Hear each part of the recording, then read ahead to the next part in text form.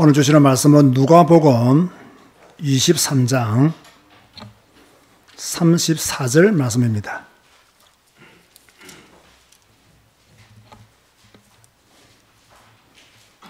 누가복음 23장 34절 말씀. 이에 예수께서 이르시되 아버지 저들을 사하여 주옵소서. 자기들이 하는 것을 알지 못함이니이다 하시더라. 그들이 그의 옷을 나누어 제비 뽑을세. 아멘.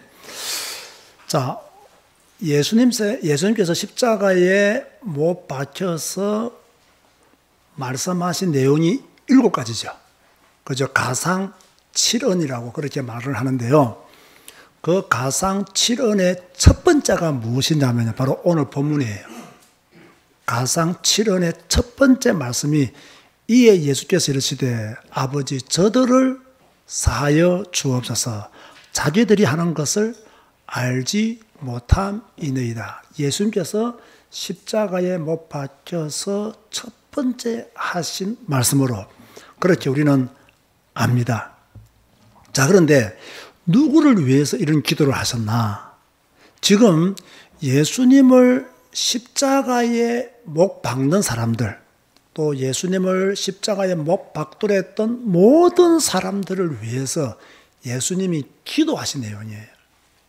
자, 이 기도의 첫 번째가 무엇이었냐?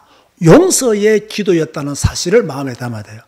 예수님께서 십자가상에서 하신 기도의 첫 번째가 무엇이냐? 다른 기도가 아니었어요. 용서의 기도였다. 저들을 용서해 달라고. 자기들이 하는 것을 알지 못하니까 저들을 사하여 주옵소서라고. 그렇게 예수님께서 기도를 하셨어요. 대제사장들이 얼마나 예수님을 괴롭혔습니까? 바리새인들이 얼마나 이상한 말을 하고 예수님을 공격했습니까? 무리들은 이유도 모르고 십자가에 못 박으소서, 십자가에 못 박으소서라고 소리를 질러댔습니다. 군인들도 그죠? 예수님을 찌르고 예수님을 고통 가운데 몰아갔습니다. 그들을 위해서 예수님이 하신 첫 번째 기도가 무엇이냐? 용서해 달라는, 저들이 하는 짓을 알지 못하니까 사하여 달라는 그런 기도를 예수님이 드렸다는 것입니다. 언제 이 기도를 드렸느냐? 물론 십자가 위에서 하신 첫 번째 말씀이니까 십자가 위에서 드린 기도죠. 가장 인간으로서 고통을 견디기 어려울 때 예수님께서 아버지 저들을 사하여 주옵소서라고 기도했어요. 고통이 최고조로 이르렀을 때 예수님께서 아버지 저들을 사하여 주옵소서라고 기도를 했습니다. 저는 이 기도를 오늘 여러분에게 설교를 하는 이유는요.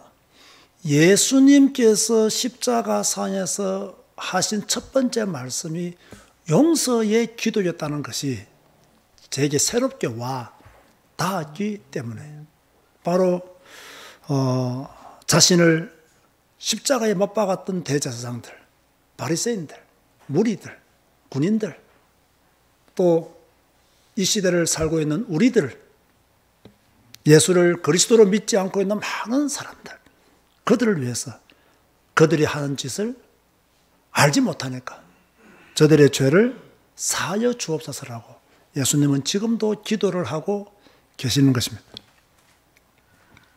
저는 이 기도를 또 설교로 하는 이유 중에 하나가 무엇이냐면요. 예수님은 용서를 위해서 이렇게 기도하고 용서하라는 교훈을 우리에게 주고 가셨는데 우리는 아직도 용서하지 못하고 있는 사람이 있지는 않을까? 내가 아직도 용서하지 못하는 사람, 아직도 미워하고 아직도 원수처럼 여기고 아직도 그 인간만큼은 이해를 못해 라고 하는 사람이 우리에게 있을 수 있다. 물론 있다면 그 사람에게서 받은 모욕 또 상처 또 견디기 어려웠던 많은 이야기들을 여러분들은 가지고 있겠죠. 그런데 우리가 성경을 읽으면서 예수님은 십자가에 못 박혀 돌아가시면서도 아버지 저들을 사하여 주옵소서라고 기도하셨는데 우리도 그런 기도를 할 수 있었으면 얼마나 좋을까. 우리도 내 마음속에 품고 있는 그 용서하지 못하는 그 사람을 위해서 이제는 내 자신이 수고하고 무거운 짐을 좀 내려놓아야 될 때가 아닌가. 그것을 계속 안고 산들 우리에게 무슨 유익이 있겠습니까? 여러분에게 무슨 도움이 되겠습니까? 원한을 가지고 있는들 여러분에게 어떤 유익을 줄 수 있겠습니까? 자, 그렇게 본다면 지금까지 내려놓지 못한 것도 억울한데 계속 가지고 사는 것은 더 억울하고 어떤 면에서는 예수님을 닮아가는 모습이 아니다. 그렇다고 한다면 예수님을 닮기 위해서 닮기를 소원한다면 우리는 어떻게 해야 되느냐? 어떻게 해야 되겠습니까?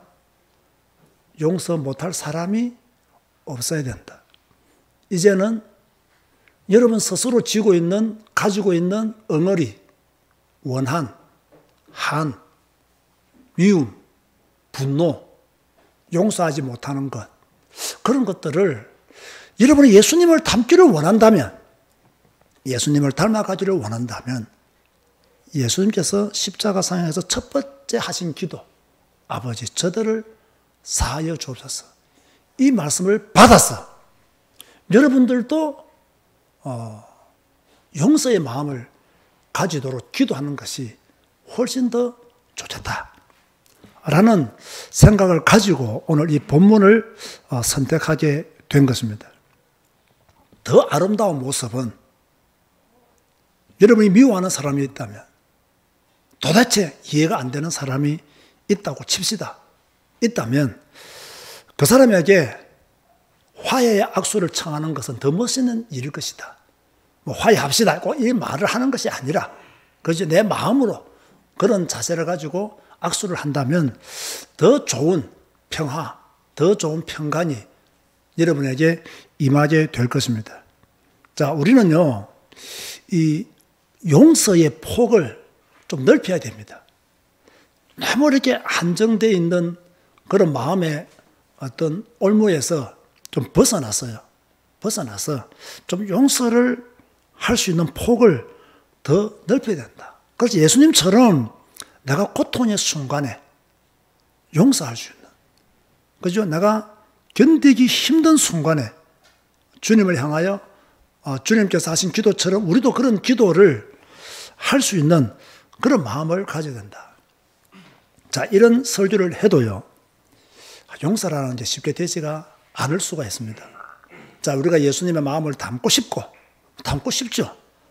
닮으려고 애도 쓰죠.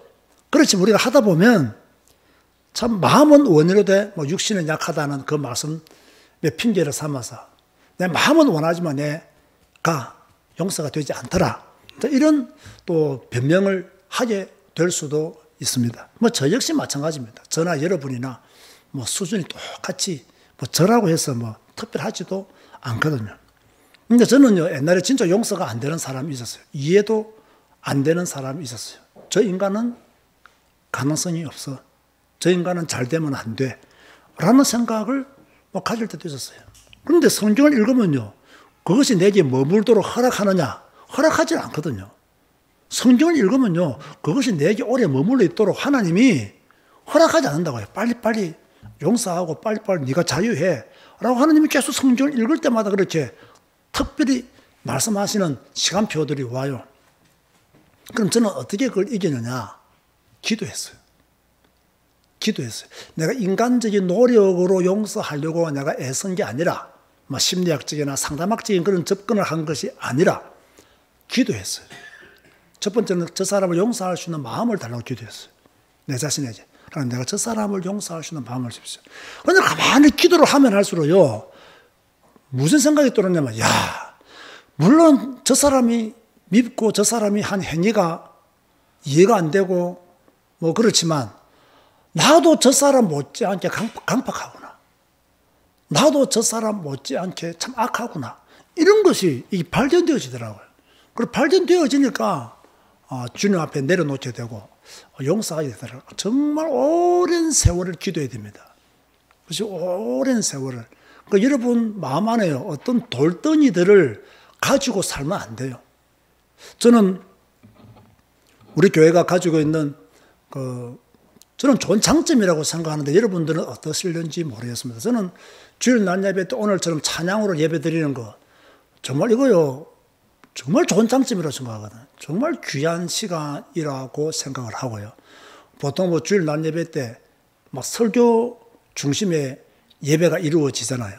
그런데 저희 교회는 뭐 설교 중심의 예배를 드리지만 또 말씀을 따라서 하나님이 은혜 주시는 대로 찬양으로만 주일 낮 예배를 드리는 경우들도 사실 다른 교회에 비하면 엄청 횟수가 많죠. 여러분 오늘 오전 예배 같은 예배가 좋지 않습니까?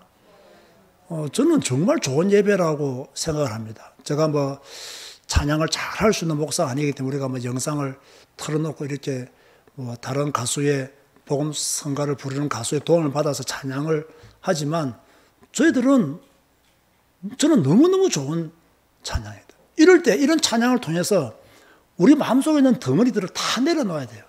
그런데 또 내려놓으면 또 작은 덩어리가 들어올까요? 안 들어올까요? 요만한 덩어리가 또 들어와요. 또 들어오다가 또 내가 더 키운다고 그걸. 그래도 그렇지. 그래도 그렇지. 그래도 그렇지. 요만한 덩어리가 막 그래도 그렇지. 그래도 그렇지. 그래도 그렇지.